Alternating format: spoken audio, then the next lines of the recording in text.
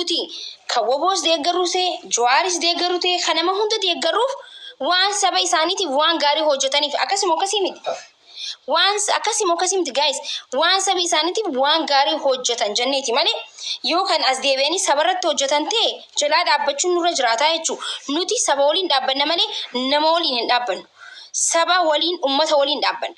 Yoo arra Abiy Ahmed faannoo Oromiyaa keessaa xaragee baasee namni akkuma gaafa nuti waa'ee waboo dubbanne hidhamnutti shanee deeggarta jedhamee akka namni hidhamutti faannoo deeggarta jedhamee hidhamuu hin danda'amu qofa.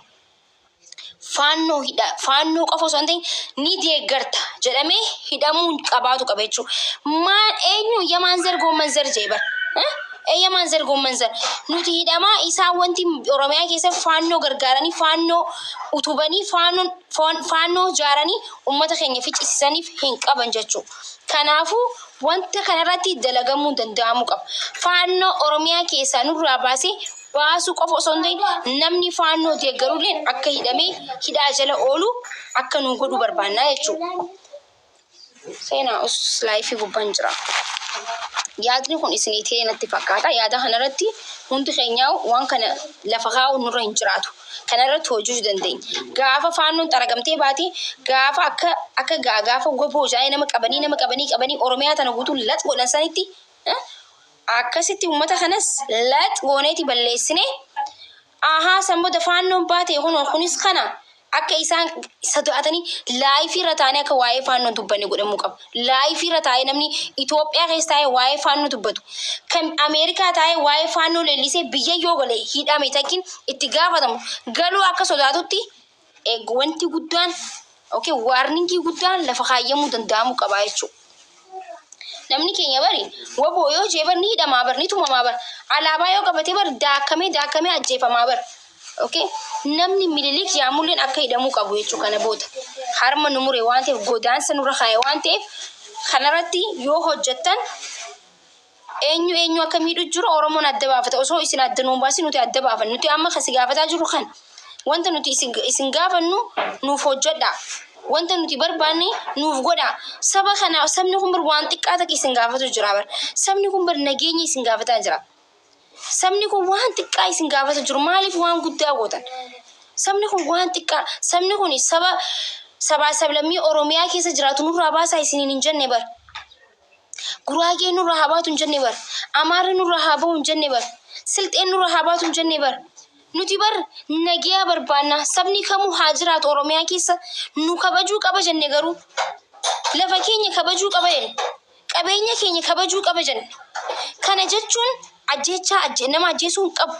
Kanaaf hidhamuu hin qabnu. Kanaaf du'uu hin qabnu. Sabni kun kana gaafate.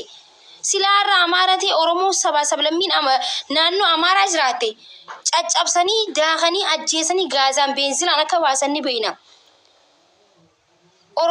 Oromoo jechuun nama dimookiraasii leelliseedha. Osoo addunyaan waa'ee dimookiraasii hin beekin nama Oromoon dimookiraasii mataa isaa qabudha bar. Heeraaf seera mataa isaa tumatee qabaa bar Oromoo jechuun. Kanaafuu nagaa barbaanna malee akka duraanitti asiin baha dhakaa qabadhaa ulee qabadhaa xiyyitii qabadhaa jechaan jiru akka duraanii jechaan jiru. Amma maaliif wanti sabni barbaadu maali? Rasaasan barbaadu sabni bakka dadhabe dur jennee rasaasas qabadhaa jennee ulee qabadhaa jennee ablee qabadhaa bahaa jennee dhakaa qabadhaa bahaa jennee laalle karaa hundaan hin taane. Fuula uummata keenya gaafa laallu immoo fuulli uummata keenya fuula rasaasa qabatee namni akka qabsaa'u fedhuu miti. Fuulli uummata keenya nagaa qofa barbaada. Bakka nagaa qofa. Bakka nagaa qilleensa nagaa barbaada. Aduu nagaa barbaada uummanni. So nagaa barbaaduun biyya kana bilisoomsuudha. Nagaa barbaaduun biyya akka guddattu godhuudha. Nagaa barbaaduun biyya akka misoomtu godhuudha. Uummanni kun gaafa nagaa barbaade biyya akka misoomtu barbaada. Yoo qotee bulaa ajjeestan, yoo qotee bulaa darartan, yoo qotee bulaa rakkistan biyyi hin guddattu bar. Ka suufa uffatuu miti baraarra. Suufa uffatee biyya bulchuu kan kee arkite malee kursiirra taa'u arkite malee ati kan biyya bulchaa jiru qotee bulaadha bar ni beektaa? Kan biyya bulchaa jiru qotee bulaadha bar. Qotee bulaatu biyya bulchaa jira. akka arra kan faranjiin deemtee turistiin adda addaa Oromiyaa tana daawwattu kan godhaa jiru qotee bulaadha bar. Ati miti barka godhaa jiru qotee bulaadha bar. Kan facaasee biyya san bireechisu jiru. Kan chiginyii san dhaabu jiru. Kan qamadii san facaasu jiru. Kan boqqolloo san facaasu jiru bar. Qotee bulaa arra ati ajjeesu jirtu kana bar. Qotee bulaan kabajamuu qaba bar. Eenyu olitti qotee bulaan kabajamuu qaba. Eenyu olitti haati kabajamuu qabdi. Daa'imni kabajamuu qaba. Gaafa daa'imni ajjeefame. Gaafa qotee bulaan ajjeefame. Gaafa haati ajjeefamte. Gaafa balaan dhiyaatte beeka. Okay, gaafa balaan dhiyaatte. Gaafa balaa rabbiin buusuu deemudha. Balaan akkam bu'ini sodaadhan biyya sanitti. Daa'ima ajjeefamuun qotee bulaa ajjeesuun qotee bulaa hatiin jiraatu bara. Dafqa isaatiin jiraata. Dafqa isaatiin qotatee dafqi karaa shanii irraa yaa jiraata bara. Akka faanootti zarafaa, akka faanootti qalaan jiraatu bar. Ummanni keenya bar silaa qalutti amane, ummanni keenya bar silaa rasaasatti amane arraa miti harkan biyyi bilisoomtu. Arraa miti bar. Kan hunda fixnee if keessaa baasnu arraa miti bar. Sabaa sablammii hunda kan ifirraa baasnu arraa miti bar. Ummanni keenya garuu ummata dimokiraasiitti amanu.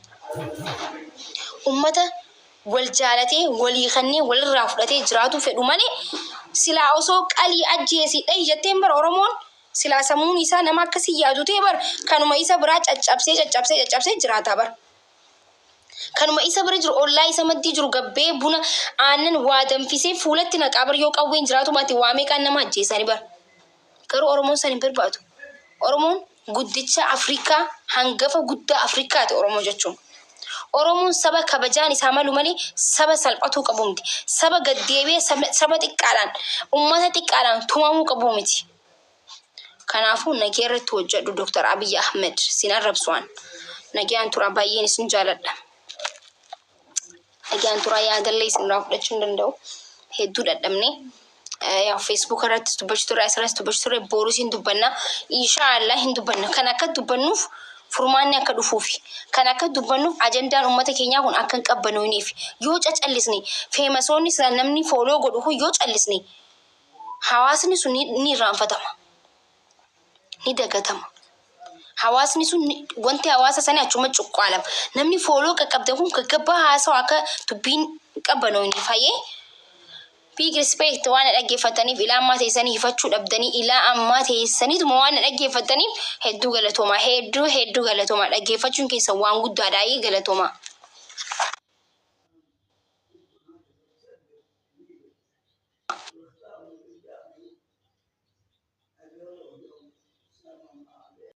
Tuffimti sin saba guddaa kanaa qabda yoomuma sinirraa dhaabbata yaa mootummaa keenya. Yoomuma sinirraa dhaabbata waaqaa fedhaati. Maal sin godhe amma mucaan kun? Haadha Oromoo qalamte, abbaa Oromoo qalame, xinnaa dargaggeessa Oromoo qalame, dargaggeettii Oromoo qalamte, deemee ilaalee isa kaan awwaallachuu, isa beelee nyaachisuu, isa rakkatee uummata isaatti argisiisuun maalidha? Inni siniin sin gubee. Way angorraa naa kai, way mootummaa kee hin barbaanne, way hin dandeenye hin bushine siin jedhee moo maal si godhe amma mucaan kun? Maal haadha kee birmattaa, maal abbaa kee birmattaa, maaliif obbolaan kee birmattaa, maaliif obboleettii kee birmattaadha moo maalidha amma maal godhe mucaan kun? Mana deemtanii inni sin doorsistanii mana isa dhabdanii suni utuu argitanii maal gochuun mana hidhaa keessan isan guunne sana guuchisuuf moo yookaan adda isaa keessa baasuu barbaaddan? Maal godheesti? Haadha konna jalaa du'e, abbaa konna jalaa du'e, Oromoo olii birmadhaa kan fixaa jiru saba biraadha. Mootummaa nuu iyyi waan kana nuu ilaaliin quba nuu qabaadhu Oromoon buqqaa jira, Oromoon du'aa jira jechuun maalidhaan rakkoon? Lakkisa tuffii uummata kanaa qabdan. Uummanni kun ibar cubbuu sinirraa qaba dhugaa Waaqayyo.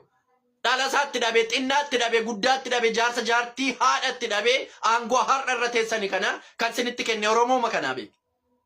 Lakkisaa dhaabadhaa of ilaalaa lakkisaa. Lakkisa cubbuun Oromoo kun sin galaafata lakkisa. Maal sin godheedha mucaanam?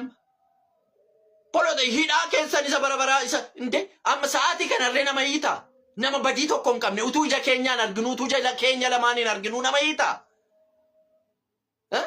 Danuu sinii uummata kana kan fixe barbaaddanii rashanuu qabdanii barbaaddanii seeratti dhiyeessuu qabdanii inni sinii gola keessa deemtanii mucaa dhiiga keessan barbaaddanii fi maalidha rakkoon? Tuffii saba kanaa qabdan argisiisu yaa mootummaa. Salaamawi salfii barattoonni yuunivarsiitii ba'anii haati kona jalaan du'in abbaan kona jalaan du'ini malee taayitaa sanarraa kai mootummaa kee jibbine mootummaa kee quufne namni si jedhe jira namni dubbate jira maaliif ariita ijoollee yuunivarsiitii wattaaddara keetti laatte maal si godhe mucaan kun haadha isaa du'e abbaa isaa du'e gargaare dhaabbate malee oromootti beeksise malee maal si godhe lakkisaa saba kana tuffii amma naga'u kana saba kanarraa dhaabbadha lakkisaa gaafa nuugame nama miti seexana faana taane mootummaa kana buqqisne abbaan barbaade nu abushu malee akka kanatti nu tuffachaa akka kanatti haadha keenya abbaa keenya fitaa inni sin biyya bushitan tokko illee hin jiraatu. Dhaabadhaa of ilaalaa. Bakka xinnoo mashee namni dhugaa dubbatu biyya sana keessa jiraachuu hin danda'u yoo hidhamuu malee yoo du'uu malee.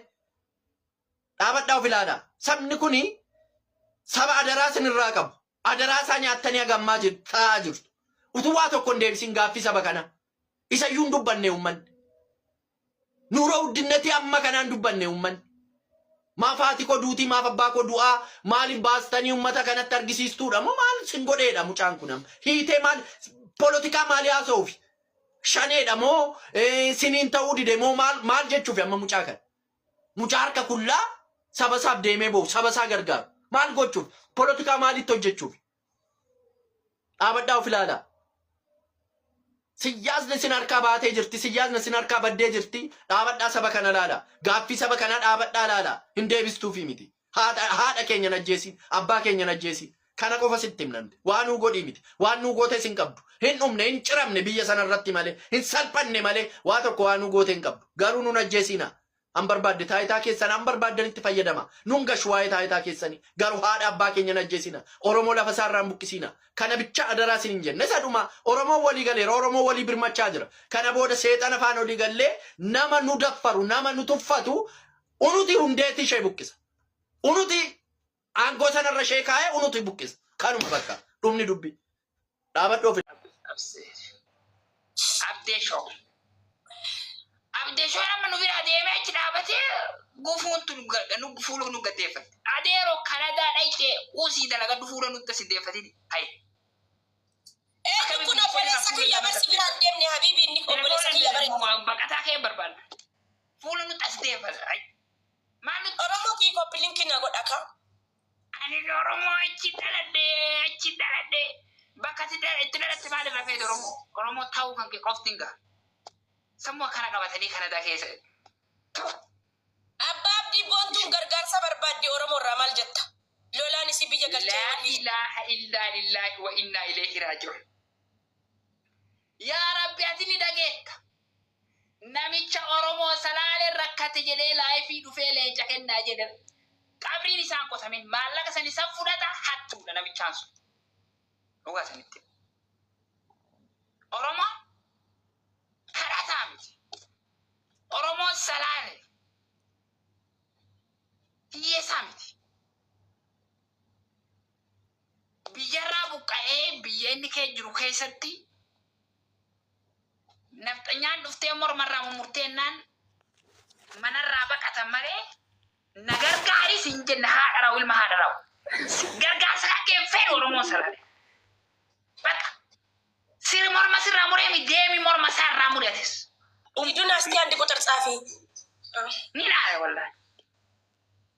Uummanni sun nagaa fedha malee naaf kadhadhaadhaa ani miskiina nuti rakkannee ni beelofnee hin jedhu. Takka seenaa Oromoo keessatti kadhattuun hin jirtu. Namichaan tokko ka Oromoo biyya Amaaraa guddatee achuma dhalatee achuma guddatee afaan Oromoo xiqqoo xiqqoo beekaa Amaarri qabeenya isaa guutuu irraa dachi dartee isaa umrii guddaadha gara deema wallaalee lafa Oromoo dhufee afaan Amaaraatiin kadhata. Ati Oromoodha afaan Amaaraatiin maaliif kadhatta jennaani nuti takkaa kadhannee sin beeynu afaan keenya kunillee kanaaf hin tolu takkaan agarreessaniifi jedhan. Eenyunni abbaa abdii eenyunni? Maqaa isaa yaadadhu argeetiin jira garuu. Saniifuu Oromoo salaaleedha. Sama dhaabbannu kana morma nurraa muranii akka morma nurraa muran kanatti dhaqaa isaanillee irraa muraa jechuu jirti malee.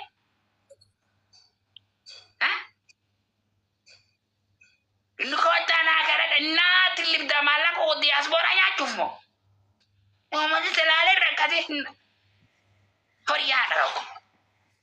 Bar Oromoon rakkoon isii waliin galtu Oromoon kamisa bilisoomtee jimaata qiyaamaan bu'a.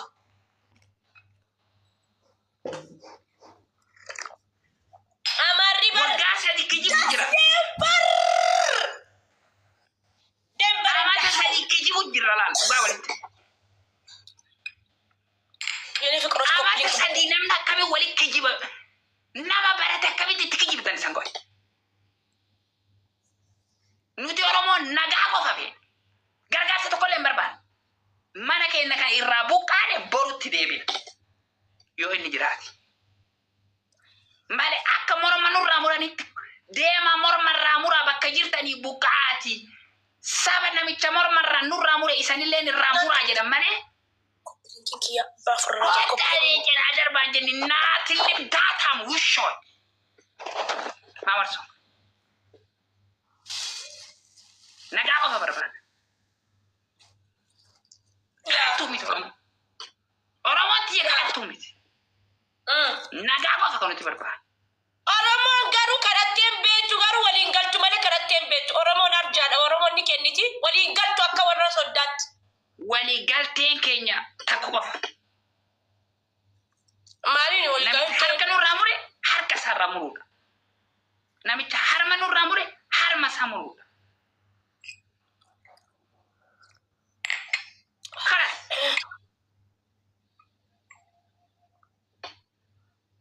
Kijibtoota.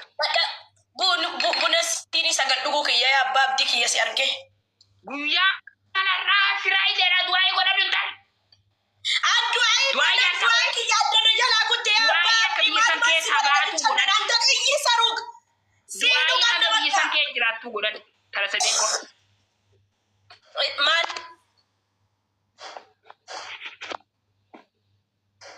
Du'aa sadii qofa godhadhu. Waan sadii qofa? Sadii qofa. Yes. Maal? Takkaffaa du'aa akka rabbi biyya sanii si baasu. Lamaffaa du'aa haga biyya san kee jiraattu nagayaan jiraattu. Koppiliin kanaa godha. Sadaffaa du'aa gaafa chidhayitellee nagayaan jiraattu. Abbaa abdii. Kana wanni biraa maal jira? Hoomaan jiru. Umrii teeme. Umriin kiyyaa wallahi mulaata adda dabaree himuu abbaa abdii. Oromoo na dhageesse. Eenyu sodaatte? Eenyu sodaatte? Yaa umriin kiyyaa dhugaa dubbachuudhaaf. Dhugaan irraa dhiqanii bichaan irraa dhiqanii wayaa itti qabanii kamataa sochoofachuu. Paapparsiidhaan guddadde Habiibii sabana nan dhaladhu paapparsiin ni jira. Si'uudiirraa nu ergama paapparsiin Habiibii. Ayyoomi carqitti biccaa Habiibii kiyya. Paapparsii shikkaanii guddattee hammati. Yaa waldaa paapparsiin akkaaniin guddadhe paapparsiidhaan guddadhe Habiibii. Carqiidha yoo. Ol dhaabbanuu ni ilaala. Nama paapparsii shikkaanii guddatu miila kan akkana jedhamu akkana jira. Maal? Ilmoon dhalattee paamfaasii osoo takkaan guddatte miilli akkana jira. Akkana. Laa wallahi miilli kiyya shafoo miti miilli kiyya qaxxataadha abbaa abdii ani.